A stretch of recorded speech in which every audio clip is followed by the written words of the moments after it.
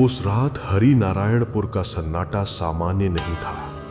वो ऐसा सन्नाटा था जिसमें आवाजें नहीं, इरादे छुपे होते हैं।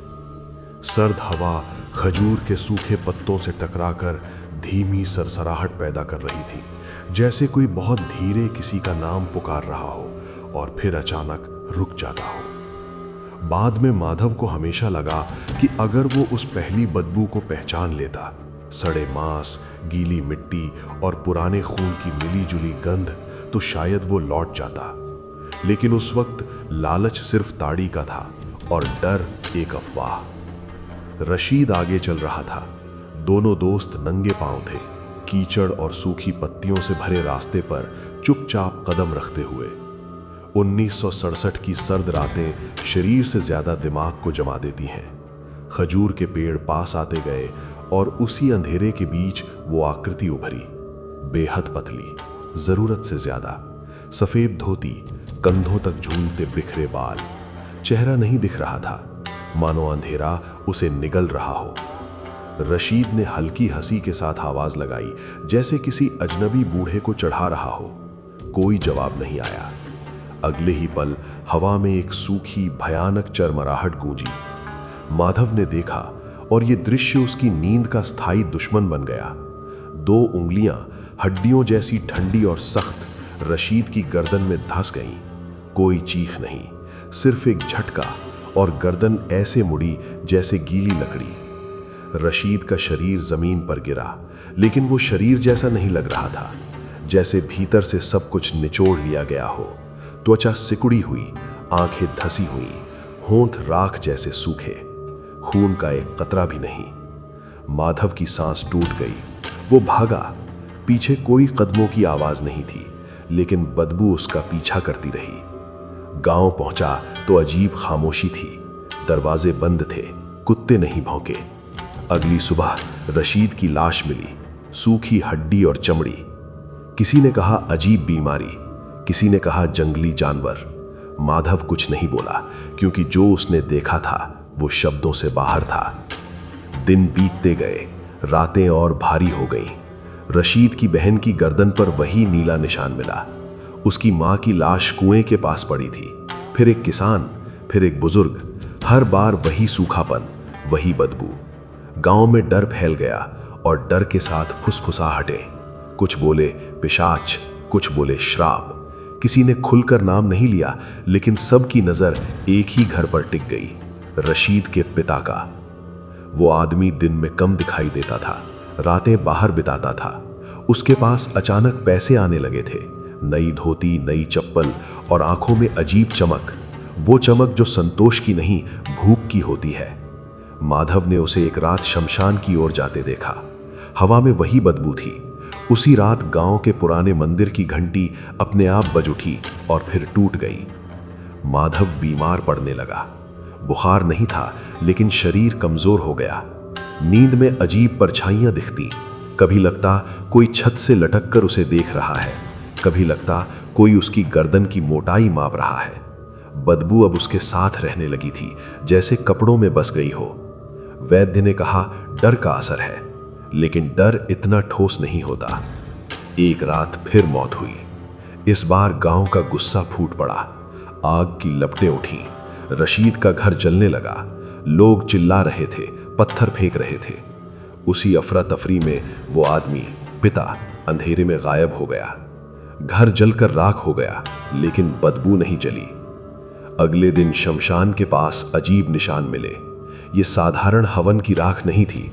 जमीन पर काले टेढ़े मेढ़े चिन्ह बने थे, जैसे किसी ने भीतर से जमीन को जलाया हो। किसी ने तारापीठ का नाम लिया, किसी ने आचार्य कालेकृष्ण को याद किया। डर और उम्मीद एक साथ जन्म लेने लगे। आचार्य आए तो हवा और ठंडी हो गई। उनके साथ 2 कुत्ते थे, जिनकी आंखें अंधेरे में भी चमक रही थीं। उन्होंने गांव देखा, मिट्टी सूंघी और बिना कुछ कहे शमशान की ओर बढ़ गए। माधव को बुलाया गया। जैसे ही वो पास पहुंचा, उसके भीतर कुछ हिलने लगा।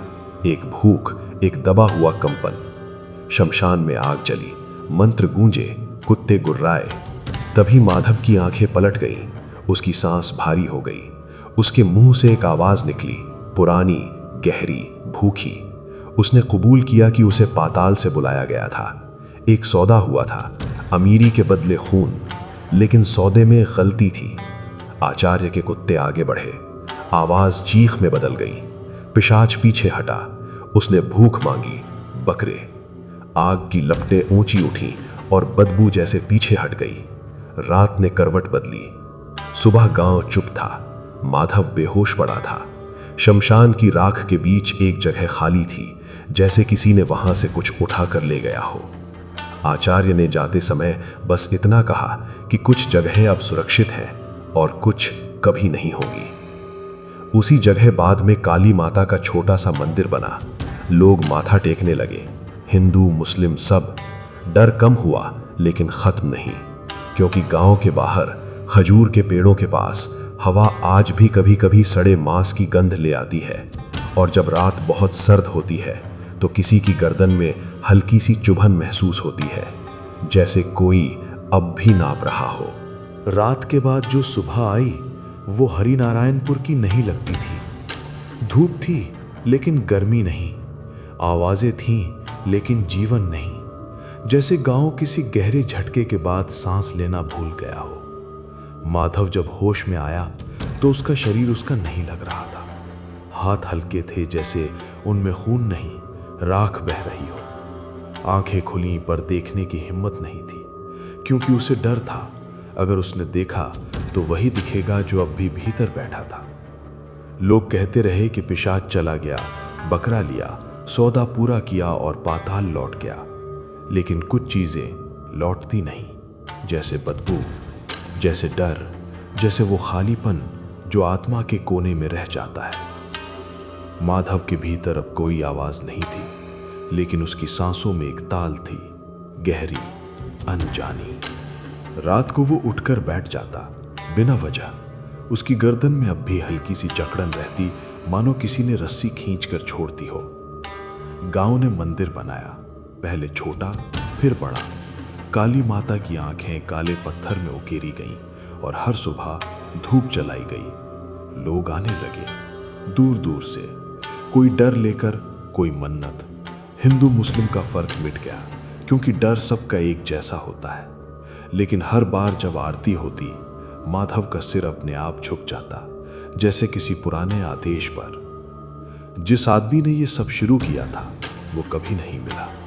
कुछ कहते वो नदी में डूब गया, कुछ कहते शहर भाग गया, लेकिन आचार्य काली कृष्ण ने जाते समय जो कहा था वो माधव को याद रहता।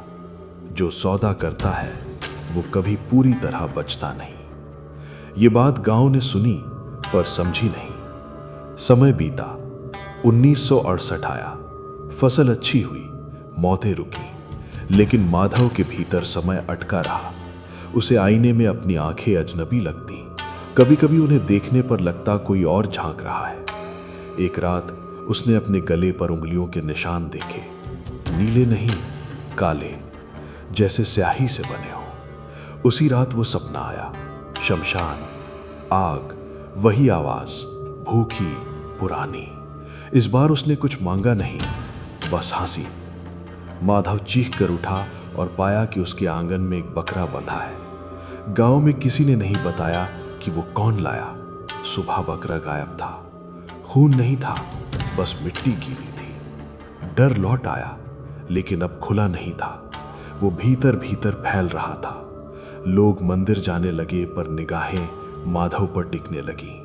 कुछ औरतों ने बच्चों को उससे दूर रखा, कुछ बूढ़ों ने कहा बच गया है पर पूरा नहीं। माधव ने खुद को काम में झोंक दिया, लेकिन रातें उसे खींच लेती। एक दिन बरसात के बाद गांव के बाहर खजूर के पेड़ों के पास एक अजनबी लाश मिली, सूखी, बिना खून, गर्दन मुड़ी हुई। गांव में फिर वही बदबू फैली। मंदिर की घंटी इस बार नहीं बची। लोग समझ गए रक्षा है, लेकिन कीमत भी है।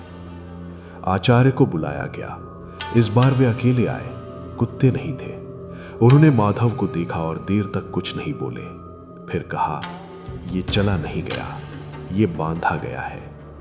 माधव ने पहली बार महसूस किया कि उसके भीतर कुछ हिल रहा है, जैसे किसी ने सुन लिया हो। शमशान में फिर आग जली। इस बार मंत्र छोटे थे, तेज। आचार्य ने कहा, कोई बलि नहीं होगी। अगर ये रुका तो तुम्हें रोकना होगा। माधव समझ गया यह सौदा उसका है, चाहे उसने किया हो या नहीं। आग भड़की, हवा भारी हुई, बदबू तेज। माधव के भीतर से वही आवाज उठी, लेकिन इस बार कमजोर। आचार्य ने आखिरी बात कही, लालच कभी मरता नहीं, बस मालिक बदलता है। और उसी पल माधव ने भीतर जो था उसे छोड़ने दिया। दर्द हुआ, ऐसा दर्द जैसे नसें टूट रही हों। वो गिर पड़ा। सुबह जब आंख खुली तो बदबू नहीं थी, गर्दन हल्की थी। मंदिर की घंटी बजी, गांव ने राहत की सांस ली। आचार्य चले गए और कहा कि मंदिर अब काफी है, जब तक लोग याद रखें। सालों बाद हरिनारायणपुर बदल गया। सड़क आई, बिजली आई, मंदिर रहा। लोग आज भी माथा टेकते हैं, लेकिन जब कोई बहुत लालच करता है तो बूढ़े खजूर के पेड़ों की ओर इशारा करते हैं। कहते हैं कि रात को वहां मत जाना, क्योंकि कुछ सौदे खत्म नहीं होते, कुछ सिर्फ इंतजार करते हैं।